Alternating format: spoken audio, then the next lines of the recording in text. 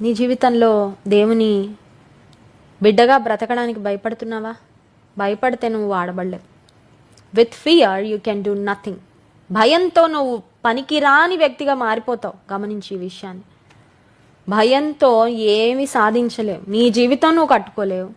ఎవరికీ దీవెనకరంగా ఉండలేవు. ధైర్యం కలిగి ఉండు. ధైర్యం కలిగి ఉండు. Be bold as a lion. సింహం వలె ధైర్యంగా ఉండు. నీ వ్యక్తిగత జీవితంలో ధైర్యాన్ని కలిగి ఉండు. తీసుకొని డెసిషన్స్ ధైర్యంగా తీసుకో.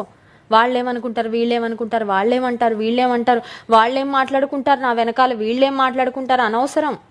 మాట్లాడుకున్న వాళ్ళు ఎవరు నీతో రారు జీవితంలో. నీ ప్రయాణం నీదే.